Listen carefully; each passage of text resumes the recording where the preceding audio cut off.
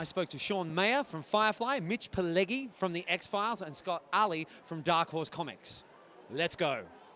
So you're back into acting, and I'm really excited about the fact you've been doing Much Ado. You've done with Joss. Yeah. And tell us about that process. It was... You know, I was actually, I was living in Chicago at the time. I was shooting another series, and we were on episode 5, I think, of that series. And I got an email. I came home late one night, and I had an email waiting from Joss, and he was like, "This is what I'm doing. Like, I want you to come play Don John. I need a sexy villain. What saith you?" And I was like, "Oh my God, well," and I kind of emailed him back, was like, "Let me figure this out because I'm here shooting the series," and you know, and then I flew to LA because I was doing press for, you know, the show was on NBC, so I was doing an NBC event in LA, and I went with my manager, and I was like, "Oh, by the way, you know, Joss emailed me," and he was like, "Email him right now and tell him you were doing this," and I was like, "Oh," I was terrified. Like he does these Shakespeare Sundays, where he'll pick a play. He'll assign roles to people who can come. It's usually like a Sunday brunch type thing. You come, you eat, you drink. So you're like, you know, drink and be merry and get on your feet and do Shakespeare.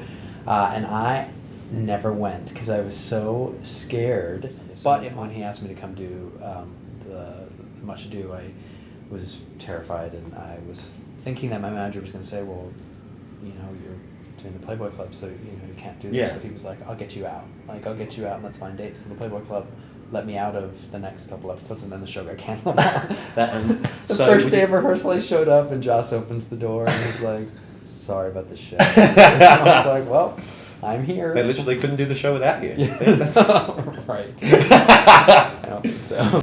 Now, you've done a couple of conventions. Yeah. So have you built up a bit of momentum and you know how to deal with them now, or is it... Kind of. Yeah? Yeah. What type of process do you go through to get yourself ready to be coming to a convention? You know, I just, I don't really have a process. I just kind of... Do you know what to expect? Show up? I never know what to expect. Yeah? Yeah. Can you list some things that have happened that you didn't see coming? Meeting newborns who have been named after my character. You know, have you been asked to bless the child? Oh God, no. You'd be like the Lion King. You could hold it up. Nah, the whim. You don't want me to bless that child. What else? You know, it's been really touching. I came out publicly not too long ago, and I've been a lot of fans have been coming to me and telling me their stories of coming out to their family or friends or what have you, and so everyone's always like, "What's the freakiest story?" But it's like I've been so moved by some people that I've met lately in the last year, you know, and I don't do too many of them, but lately there's been a few people who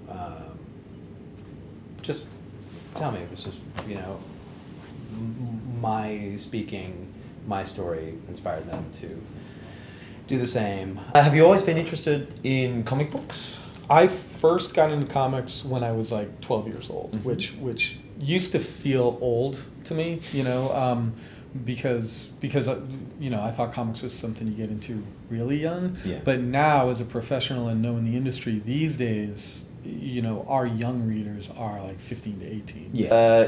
Are you living the dream right now with, you know, your life being, you know, in charge of, you know? Yeah, I like my job a lot.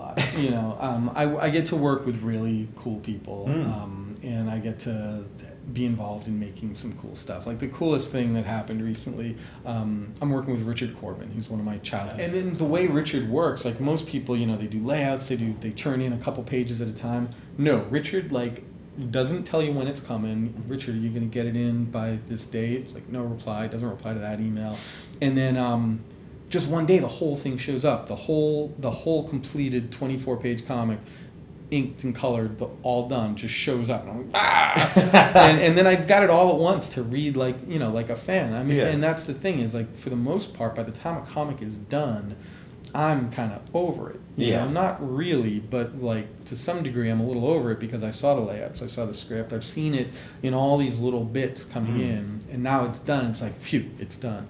But with Richard, it's a little bit like being a fan going to the store and being like, oh, look, it's on the shelf and it's all done just for me. You know, you seem to be quite adept at playing, you know, the nasty, evil darker type characters? I started out playing bad guys, and I played them for a long time, and I really enjoyed it. And then I got the opportunity to play Skinner. Yeah.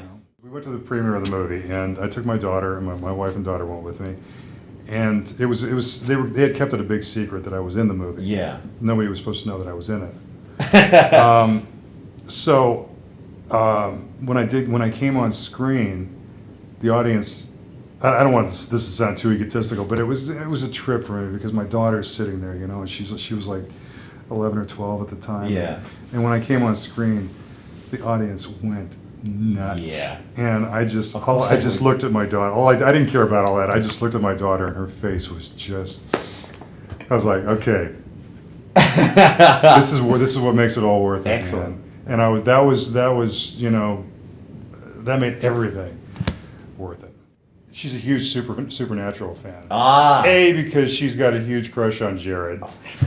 Everyone has a. Well, I mean, the guy takes his shirt off. It's like, Oh, sorry, what's that? Oh, I just need to get in the car. Oh, sorry. What's that? Oh, my shoelaces. He'll are take tight. his shirt off at the drop of a hat, I swear to God.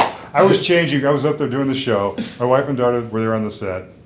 And I had got, my shirt had gotten blood on it, so I had to change shirts. So I took my shirt off. And my wife is standing there, and she goes, "Oh, you look pretty good." And I was like, "Well, thank you." And she goes, "Let's get Jared in here. Let's have him take his shirt off." I was like, "You bitch. I hate you. Damn you." That would have freaked out your daughter if you're there, you're saying She's seen Jared he'll come off the stage and he'll just like rip his shirt off. And we were driving off the lot one day, and my daughter looks out the window and she sees Jared walking towards. I mean, the guy's like a physical specimen. He's incredible. Yeah. Have you done many of these conventions? You know what? When I was doing the X-Files, we did a lot of them. Yeah. And I got kind of burnt out